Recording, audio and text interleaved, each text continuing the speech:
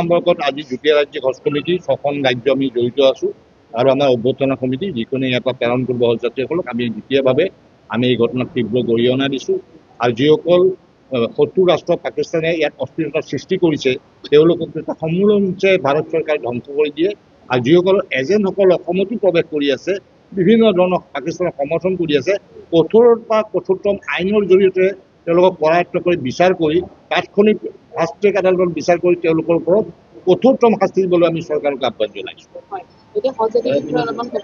আমাৰ হজ যাত্ৰী সৰ্বমুঠ আমি গোটেইখিনি তালিকা দিছোঁ ইয়াতে আমাৰ এইবাৰ 3 তাৰিখৰ পৰা আমাৰ হজ যাত্ৰীসকলে অসমৰ পৰা আজিৰ পৰা আৰম্ভ কৰিছে মুম্বাইৰ পৰা আমাৰ হজ যাত্ৰী অসমৰ হজ যাত্ৰী আমাৰ তাতে বিষয়া তাতে আছে আৰু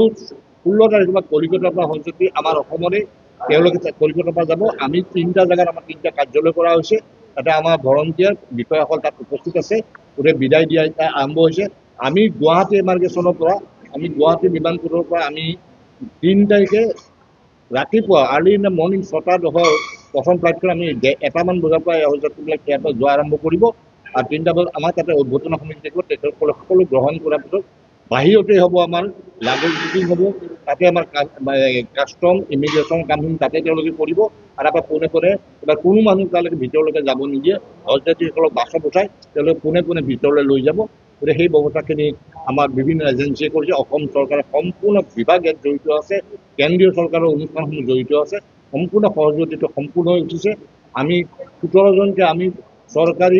কৰ্মচাৰী আমি হজ ইনস্পেক্টৰ হিচাপে আমাৰ খৰচত কেন্দ্ৰীয় চৰকাৰ ৰাজ্য চৰকাৰৰ খৰচত আমি তেখেতসকলক তালৈ প্ৰেৰণ কৰিম চিকিৎসকসকল ইতিমধ্যে তালৈকে গৈছে নাৰ্ছ চিকিৎসক পেৰামেডিকেল ফাৰ্মাচিষ্ট সকলো তালৈ ইতিমধ্যে গৈছে তাতে হস্পিটেল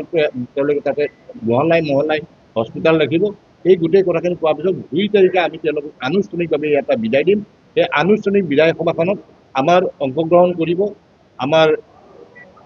প্ৰাক্তন আৰক্ষী সঞ্চালক প্ৰধান আৰু বৰ্তমান RTI কমিশনাৰ আয়ুক্ত ভাস্কৰ জ্যোতি মহন্তই আৰু এখন নাবায়িকা বছৰিকা স্মৰণিকা এইখন উন্মোচন কৰিব আমাৰ অসম